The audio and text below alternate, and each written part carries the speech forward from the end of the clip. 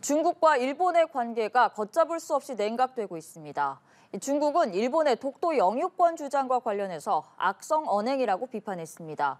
주중 일본 대사관은 자국민 안전에 대해서 경보령을 내렸고, 중국은 서해 남부에서 실사격 훈련까지 예고했습니다. 베이징에서 배삼진 특파원입니다.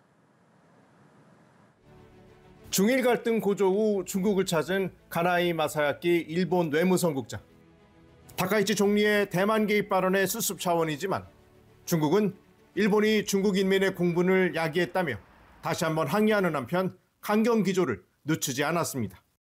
중국 정부의 일본 여행 자제령 이후 중국 측의 일본 방문 교류 행사가 잇따라 취소됐고 일본 영화의 개봉도 잠정 중단됐습니다.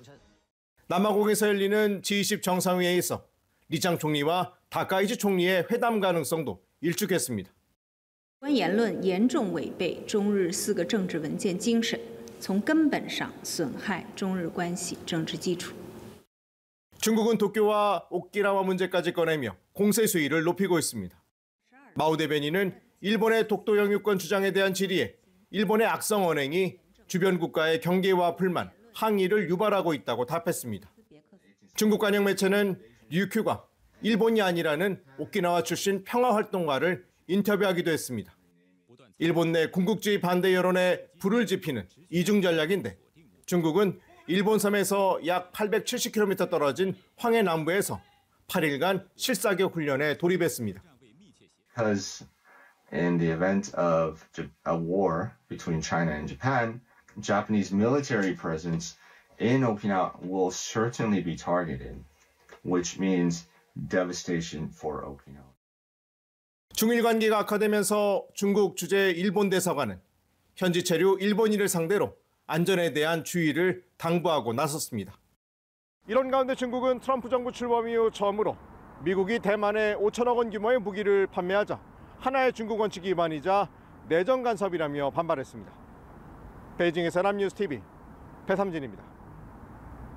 네, 다양한 국제 뉴스를 깊이 있게 전해드리는 시간. 월드앤 이슈, 오늘은 조비현 세종연구소 연구위원과 함께하겠습니다. 안녕하십니까. 안녕하세요. 예, 다카이치 일본 총리가 유사시 대만 개입 발언에 대해서 중국과 일본 관계가 굉장히 지금 분위기가 안 좋잖아요. 네, 그렇습니다. 그런데 이번에는 중국 매체가 오키나와는 일본 땅이 아니다 이렇게까지 말을 했네요. 이유도 궁금하고요. 예, 맞습니다. 이 중국 공산당 소유이죠. 이 차이나 데일리에서 오키나와현 출신의 영화 감독, 음악 감독이라고 하는데 그 예. 로버트 가지와라의 오키나와 관련된 발언을 이제 소개한 것입니다. 그 내용을 보면은 류큐, 그러니까 오키나와의 옛 이름을 얘기하면서 류큐는 일본이 아니다. 그리고 1879년에 일본이 류큐를 침략해서 이게 식민지 오키나와에 강제로 편입했기 때문에 이것은 류큐의 식민자의 출발이었다. 이런 발언을 합니다. 네. 근데 사실 이 한일 간의 역사 문제가 가장 어렵듯이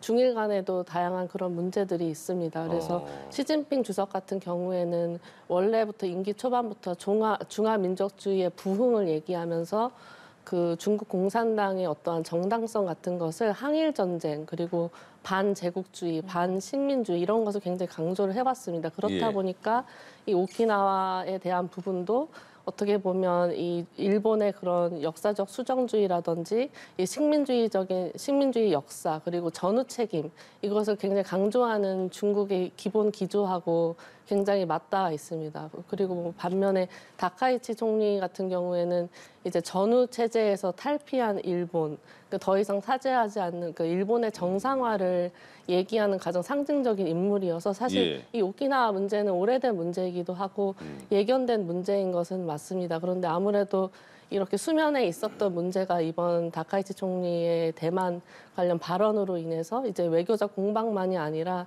이 밑에 있었던 역사 문제, 영토 문제 이런 것까지 좀 확산되는 그런 조짐을 보이고 있는 것 같습니다. 그렇군요. 예. 중국은 그래서 그 자국민에게 일본 여행 취소해도 된다. 수수료 우리가 물리지 않겠다. 이렇게까지 말을 하고 있잖아요. 그렇습니다. 그리고 여행도 자제하고 유학도 자제해라 이렇게 말하고 있는데 중국이 또 어떤 그 또 제재 조치에 들어갈 것인가? 그러면 또 일본은 또 어떻게 반응할 것인가도 궁금합니다. 네, 이게 다카이치 총리가 사실 대만 관련된 이 존리위기 발언은 이제 총리의 위치에서 이번에 한 케이스 처음은 맞지만 사실 예전 후보 시절 전부터 해왔던 내용입니다. 그래서 예. 중국의 이를 몰랐던 것은 아닐 것 같은데 이제 일본 총리가 이제 취임하자마자 이런 말을 하니까 제가 봤을 때는 어떻게 보면 이번에 이제 기선을 제압하겠다라는 그런 의지가 좀 다분히 보이는 것 같습니다. 예. 그래서 뉴욕타임스를 보니까요. 이게 되게 그 제목을 일본을 흔들기 위한 중국의 충격 전략, 보복 조치의 물결 이렇게 그 보도를 냈더라고요. 예. 그러니까 지금 사실상 중국 같은 경우는 이미 반격 준비는 끝났다라고 얘기를 하고 있기 때문에 여러 가지 압박 카드를 사용할 수 있다라는 그거를 많이 보여주고 있는 것 같습니다. 그래서 지금 말씀하신 뭐 여행 제한뿐만이 아니라 경제 압박 관련된 카드가 굉장히 많은 것 같습니다. 왜냐하면 2010년도에도 이미 히토류 수출 통제 카드를 중국이 언급한 적이 있고요. 그리고 뭐 외국계 기업 문제, 그리고 뭐 일본산 제품에 대한 검역이나 통관 절차를 좀 어렵게 하고 여러 가지 단계적 조치들이 있는 것 같습니다. 그래서 여기에 이제 뭐 당연히 경제뿐만이 아니라 군사적 압박 카드도 있죠. 지금 이미 센카쿠 다이오디아의 거기 주변에 그 경계 활동을 또 중국이 이미 시작을 했다고 합니다. 그래서 여러 가지 수준의 압박 카드가 있는데요. 중국의 요구는 일단 다카이치 총리가 이 관련 발언을 철회하는 겁니다. 근데 뭐 지금 다카이치 총리가 이미 취임 후에 60% 이상의 높은 지지율을 보이고 있고 오히려 다카이치 총리를 지지하는 이 강경 보수의 입장은 지난번에 총영사 오사카 총영사가 이 다카이치 총리 발언에 대해서 목을 베어버리겠다라는 그건을 한 이 부분에 대한 추방을 해야 된다라고 오히려 얘기를 하고 있어서 이런 철회 조치를 하기는 사실 어려운 상황입니다. 그래서 지금 보니까 다카이치 총리도 사실 이 문제가 불거지기 나서 자기가 최악의 상황을 가정해서 얘기한 것이었다. 그리고 뭐 앞으로는 또 뭐 주의 깊게 이 관련 내용을 하겠다라는 말을 했습니다. 그래서 이 정도 수준이고 지금 일본의 그 당국에서도 지금 중국을 방문하면서 이 최악의 상황을 가정한 그런 발언이었다라는 설명을 하고 있어서 뭔가 이런 상태에 일단 대응이 먼저 이루어질 것으로 보여집니다. 네. 그런데 이렇게 중일 관계가 나빠지는 게 우리 입장에서는 오히려 좀 유리하게 작용할 수 있는 건가 싶기도 한 게 지금 중국이 좀 이례적으로 일본의 독도 주권 주장을 비판하고 나섰거든요. 이런 건 어떤 의미라고 볼 수 있을까요? 네. 뭐 앞서 말씀드린 그 일본의 그 식민지 그 지배 시기 이것을 비판하는 중국의 전반적인 기조하고 궤를 같이 한다라고 생각이 됩니다. 다만 이번 발언 같은 경우는 좀 과잉 해석은 저는 좀 지양할 필요가 있다라고 생각이 됩니다. 왜냐하면 이번에 살펴보니까 이제 이 관영 매체가 이 독도 주권에 대해서 일본이 지금 그 자신들의 입장을 선전하는 영토 주권 전시관을 공간을 이제 확장을 했는데 이것을 어떻게 생각하느냐라고 한 질문에 이제 중국 대변인이 어떻게 답변을 했냐면 일본이 많은 악성 언행이 주변 국가의 경계와 불만, 항의를 유발한다라고 답을 했습니다. 그러니까 한국만이 아니라 주변 국가라고 얘기를 했습니다. 그래서 예전에도 살펴보면 중국이 원래 한국하고 일본의 영토권 문제에 대해서는 구체적인 입장을 밝히지 않아 왔습니다. 그래서 어떻게 보면 비슷한 기조 형태로 이어졌기 때문에 지금으로서는 이제 대만 사태로 인해서 불거지는 중일 간의 그런 공방 속에서 이 한국의 문제까지도 얘기가 되는 정도로 보는 게 맞을 것 같습니다. 근데 독도 문제는 뭐 굳이 중국이 이렇게 말 안 해도 그렇습니다. 당연히 우리 땅이니까요. 굳이 뭐 이런 도움까지는 안 받아도 될 것 같다라는 생각이 들고. 중국이 다카이치 일본 총리의 대만 유사시 개입 발언에 반발해서 보복 수위를 끌어올리고 있습니다. 당장 여행 자제 권고를 내리는 한편 센카쿠 열도 인근에 대한 순찰 활동에도 들어갔습니다. 수교 이후 최대 갈등이란 분석이 나옵니다. 베이징에서 배삼진 특파원입니다. 중국은 다카이치 사나의 일본 총리의 대만 개입 발언 철회를 요구하고 있습니다. 중국이 여행과 유학 자제 권고를 내린 건 일본의 실질적인 압박이 될 수 있습니다. 올해 기준 9월까지 일본을 찾은 중국인은 748만 명으로 국가별 순위 1위를 기록했습니다. 중국인 관광객이 급감하면 일본 국내 총생산은 0.36%, 20조 8천억 원이 줄어들 것이란 분석도 나왔습니다. 향후 일본산 제품에 대한 검역 통관 강화나 기술 부품 공급 제한 등 비관세 장벽에 대한 보복 카드도 검토되는 것으로 알려졌습니다.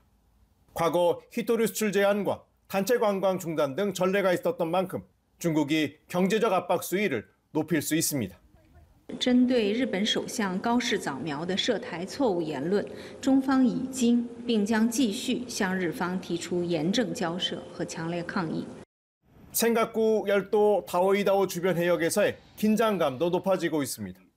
당장 중국이 해경 함정과 군용기 활동을 늘리고 있는데 동중국해와 대만 주변 일대에서 고강도 훈련에 나설 수도 있습니다.